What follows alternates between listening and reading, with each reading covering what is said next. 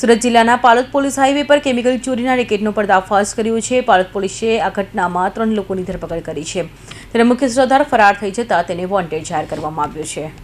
મુંબઈથી અમદાવાદ તરફ જતા નેશનલ હાઈવે નંબર 48 પર આવેલી એક હોટલના પાછળના ભાગે ખુલ્લી જગ્યામાં કેટલાક કિસ્સાઓ હાઈવે પર દોડતા કેમિકલ ભરેલા ટેન્કરોમાંથી ગેરકાયદેસર કેમિકલ ચોરી કરતા હોવાની બાતમી પાલોદ પોલીસને મળી હતી। બાતમીના આધારે પોલીસે કાર્યવાહી કરી ઘટના સ્થળે રેડ કરી હતી। આ દરમિયાન પોલીસને 2 ટેન્કર અને એક અતુલ ટેમ્પો શંકાસ્પદ હાલતમાં પાર્ક કરેલો મળી આવ્યા હતા।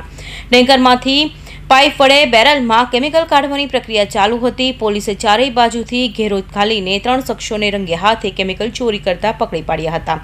પોલીસે જયપ્રકાશ વાસુદેવ યાદવ, શ્રવણ ભવનલાલ ખટીલ અને શિવશંકર યાદવ નામના 3 ચાલકોની ધરપકડ કરી સ્થળ પરથી ફરાર મુખ્ય સૂત્રધાર સુરેશચંદ્ર ખડકને ઝડપવા ચક્રો ગતિમાન કર્યા છે।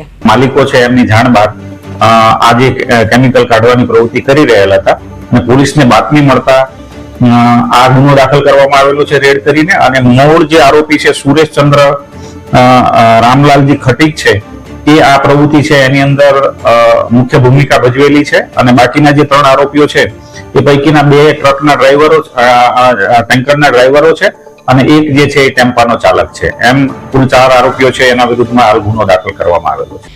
પકડાયેલા આરોપીઓની પોલીસ દ્વારા સઘન પૂછપરછ દરમિયાન કેટલીક ચોંકાવનારી વિગતો બહાર આવી હતી। આ ટેન્કર ચાલકોએ સુરત હજીરા સ્થિત રિલાયન્સ ઇન્ડસ્ટ્રીયલ લિમિટેડમાંથી ટોલ્યુન નામનું જ્વલનશીલ કેમિકલ ભરીને અંકલેશ્વર દહેજ ખાતે પહોંચાડવાનું હતું, પરંતુ ટેન્કરના ડ્રાઈવરે નક્કી કરેલા સ્થળે પહોંચવાના બદલે નેશનલ હાઈવે નંબર 48 પર આવેલા પાલોદ ગામ પાસે પોતાની ગાડીઓ વાળી દીધી હતી। આ કેમિકલ ચોરીનો રેકેટનો મુખ્ય સૂત્રધાર સુરેશચંદ્ર લાલજી ખટીક સાથે મળીને કેમિકલ બારોબાર વેચી મારવાનું મોટું કાવતરું રચવામાં આવ્યું હતું।